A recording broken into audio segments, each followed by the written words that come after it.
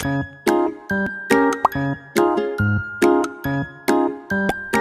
students, welcome to my channel. Today in this video we are going to see our third chapter, the elements of geometry.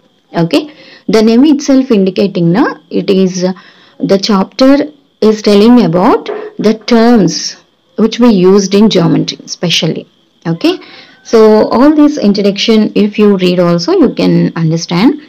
So in the construction of pyramids and Egypt, the Great Wall of China, mosques and cathedrals. Cathedral means churches, Taj Mahal, Charminar. So all these type of in the construction of all these type of buildings like Eiffel Tower, okay, application of geometry included. Okay, so here the main basic thing is geometry is the word derived from Greek geo. Geo means earth and metrian. Metrian means measure. Okay, so geometry is derived from a Greek word. Okay, so in that Greek, geo means earth and metrian means measure. Okay, so all these you can read, and here mostly we have to remember about Euclid here. So Euclid is the father of geometry. Who is Euclid? Euclid is the father of geometry. He is a Greek mathematician and he is a school teacher also. So he told about the geometry in his book, The Elements. He wrote the book, The Elements. Actually, it is not a single book. That book contains 13 books. Okay, so the collection of all that 13 books are called as the Elements. Okay, so the Elements is the basic book for the school geometry. Today we are studying. Okay, students. So here some terms Euclid told: point, line, straight line, the surface and plane surface. Some definitions he gave in that book. Okay, you just read this. If you read this, you will understand. Okay, students. Now we will see exercise 3.1. The first one, answer the following questions. How many dimensions a solid have? Any solid, three-dimensional solid, if we take, every object contains here length, breadth and height also, right? Length, breadth and height. So here how many dimensions a solid has means, for the first one 3. What are those? They didn't ask, right? But we told length, breadth and height. Next one, how many books are there in Euclid's Elements? Now only I told 13 books. How many books are there? 13 books. And next, write the number of faces of a cube and cuboid. So if you observe your geometry, this is a cuboid shape, right? So how many, here the question, how many number of faces? See, this is 1, 2, 3, 4. So round 4 and 5, 6. So how many faces? 6 faces have.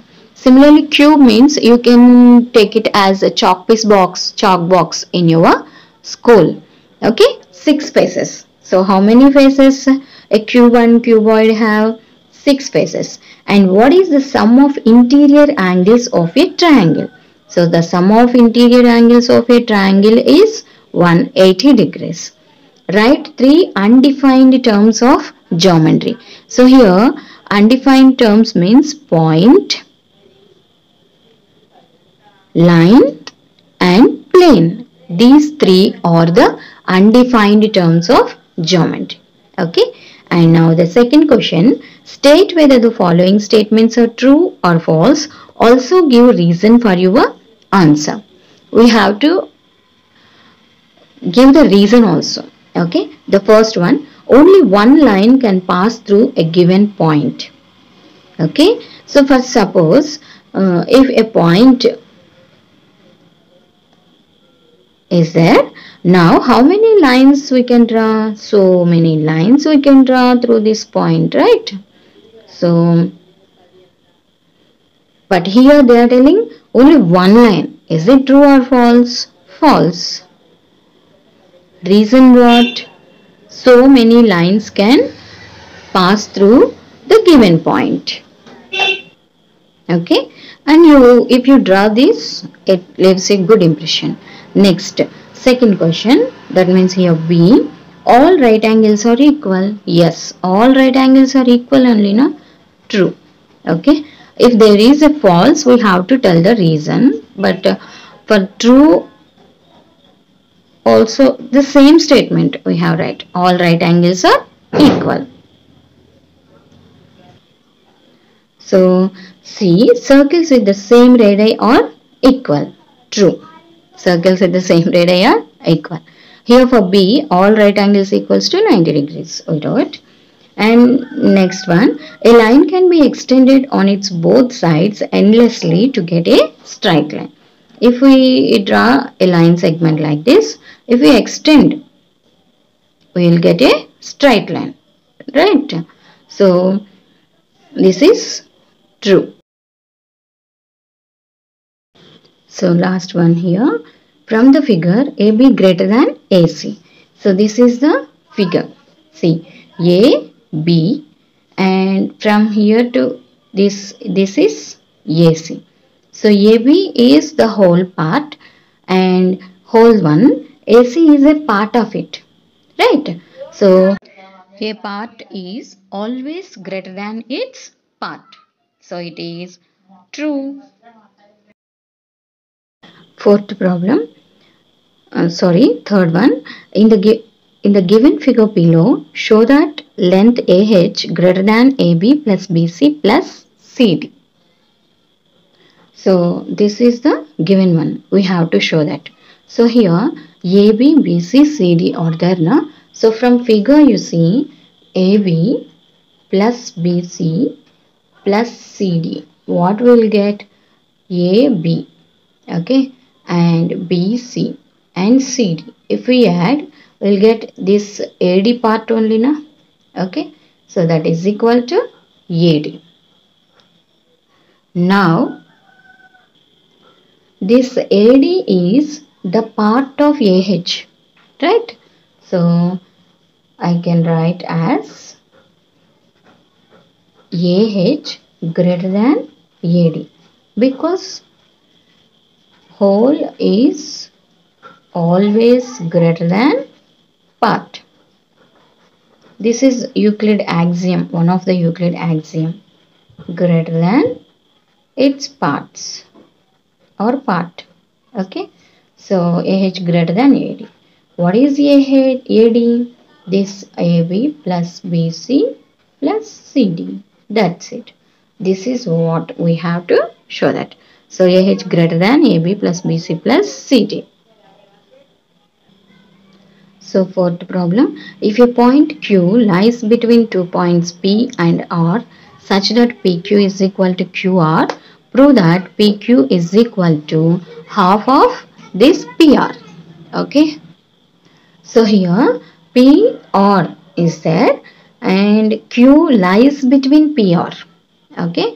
That means PQ is equal to QR. This is given in the problem. This PQ is equal to QR. Okay. So PR, how can we write? PQ plus QR only, na? PQ plus QR. Now PQ is equal to QR. So I can write PQ in the place of this QR. Right? So PR is equal to PQ plus PQ to P. So here PR is equal to 2PQ. So if we take half, if we multiply with 1 by 2 on both sides, 1 by 2 PR is equal to 1 by 2 into 2 PQ. This is also from Euclid axiom. We can write halves of same things are equal to one another. So halves of same things are equal. Now if we just here 2 and 2 will get cancelled. So 1 by 2 PR is equal to PQ. So we can write PQ is equal to 1 by 2 PR. Okay. Here directly we can tell this PQ if we transpose this is 1 by 2 PR, but we have to use the Euclid axioms. So that's why we applied 1 by 2. We multiplied 1 by 2 with 1 by 2 on both sides and we wrote this. Okay. Fifth problem. Draw an equilateral triangle whose sides are 5.2 centimeters each. Okay. So equilateral triangle means all the sides are equal. So before any construction we have to draw a rough diagram. Okay. So this is A, B, C. All the sides are equal in equilateral triangle. So this is the rough sketch or rough diagram. Okay. Now we have to construct it. So take 5.2 centimeters. Draw a line segment of 5.2 centimeters. Now again 5.2. All the three sides are equal now. So again take the same radius like this with the compass. Okay. So if we give the name, it is AB. Now from A as center, draw an arc. Similarly, from B also with the same radius. So these two arcs meet at one particular point. That is the third vertex C. Now just join BC and AC. That's it. So this is the required equilateral triangle. 5.2 centimeters. Okay. So now we have to write the steps of construction. We'll see. So first draw a line segment AB 5.2 centimeters. With A as center and with 5.2 centimeter radius, an arc is drawn. And with same radius from B, another arc is also drawn. So the intersecting point of these two arcs is the third vertex C. By joining AC and BC, required triangle ABC is formed.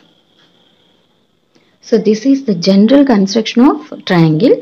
But here in this chapter, by using Euclid third axiom, we can draw the triangle in another way. Okay. Here we draw the arcs now. So instead of drawing the arcs, we will draw the circles. Okay. Let us see that. So for that, just the AB 5.2 centimeters, a line segment is drawn. So draw this in the middle of the page because we have to draw the circles, right? So just now with this 5.2 radius, okay, now taking A as center, draw a circle like this. Okay. Now similarly, by taking B as center with 5.2 same radius, draw another circle. Okay.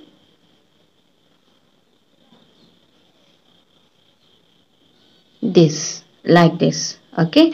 Now you observe these two circles meet at one particular point, right? So here also, but we will take one only. So this is the third vertex C. Now by joining AC and BC, the required equilateral triangle will formed. Okay. So steps of construction same like this only. Okay. But here in the place of arcs we will write circles. And the next proof also we want to write. So proof. Now in the proof itself steps of construction also will come. See, from Euclid's third postulate we can draw a circle with any center and any radius. Okay. So we can draw a circle. So we took A. So a circle is drawn with A as center. Okay. So we draw a circle with this A as center and AB as radius. This circle is drawn. And next another circle is drawn with B as center and AB as radius. Okay. Now you see AB is equal to AC. This AB is equal to AC because this is center and this is the distance to the circle surface, right? Because these both are radii. Okay. So AB is equal to AI. Similarly, AB is equal to BC. These from here we draw this circle. So these two are radii of the circle.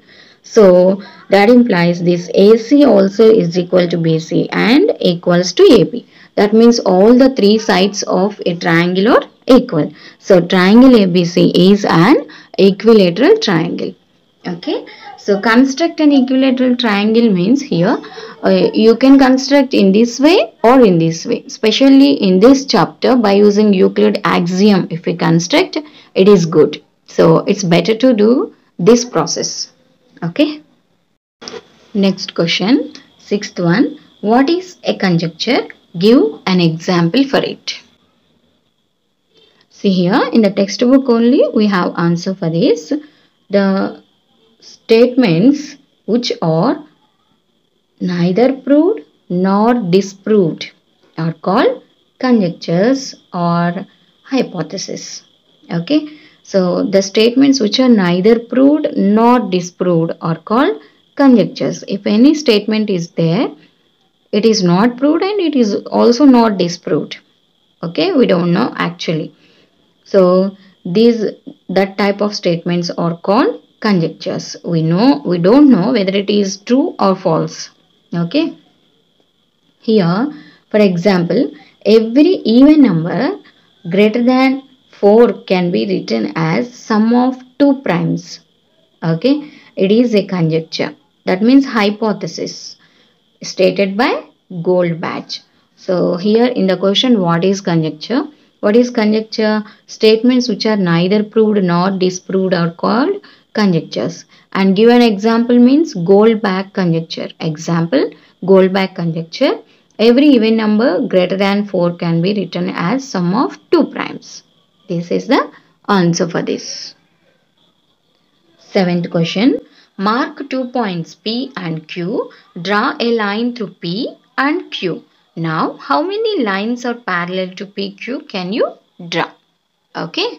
So, PQ అనే points ఉంచేసి వాటి నుండి ఒక line ని draw చేయాలి. We have to draw a line through P and Q. Now, how many lines can be drawn parallel to this? So many lines can be drawn. So, this is the PQ line and we can draw so many parallel lines. What are parallel lines? The lines has no intersecting point. That means, okay, if two lines have no common point or intersecting point like this, if this is one line and this is one line, these two lines meet at one point now, and these two lines meet at one point. So that is called intersecting point. If two lines do not have any intersecting point, then that lines are called parallel lines. Okay. So like this, we can draw so many parallel lines to the given line. So we wrote that only. Infinite or so many parallel lines can be drawn to PQ. Eighth problem. In the adjacent figure, a line N falls on lines L and M such that the sum of interior angles 1 and 2 is less than 180 degrees. Then what can you say about lines L and M? This is nothing but the fifth postulate of Euclid. Okay, we'll see now. So L, M, this is N and 1, 2. So if you observe, angle 1 and angle 2 lies inside interior of these two lines, right, between L and M. So angle 1, angle 2 are interior angles and they give angle 1 plus angle 2 less than 180 degrees. So now the question is, what can you say about L and M? Right. So in the fifth postulate, we will know if we produce this L and M in this direction. See, if we produce in this direction and this is also in this direction, they meet at one particular point like this, right? So they meet at one particular point like this. So we'll write that only. Okay, meet on the side on which the sum of the angles is less than 180. This side only, no, they are meeting. So that's what we'll write now. So if L and M are produced infinitely, meet on that side on which the sum of angles less than two right angles. This side only the two lines will intersect. Okay. So this side only the two lines will intersect. That's what we wrote. So ninth question. In the adjacent figure, if angle 1 equals to 3, this 1 equals to 3 and angle 2 equals to angle 4 and angle 3 equals to angle 4. Write the relation between angle 1 and angle 2 using an Euclid's postulate. We have to use Euclid postulate.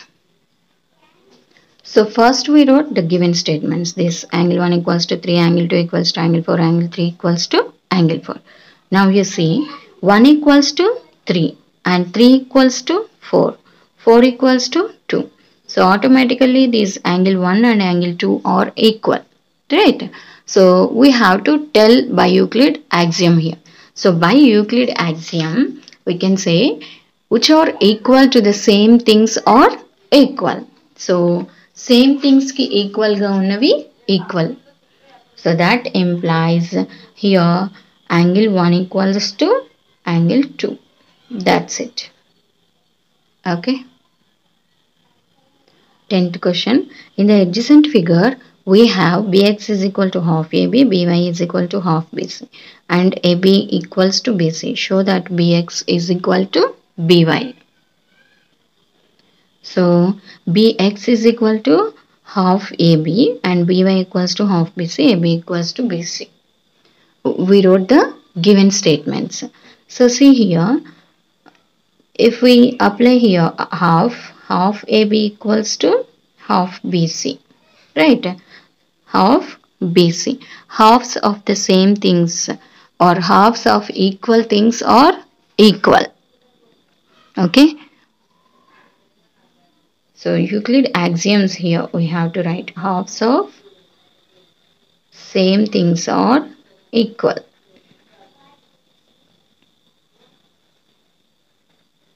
So half AB equals to half BC. What is this half AB? Bx is equal to, what is this half BC? By. So Bx is equal to By.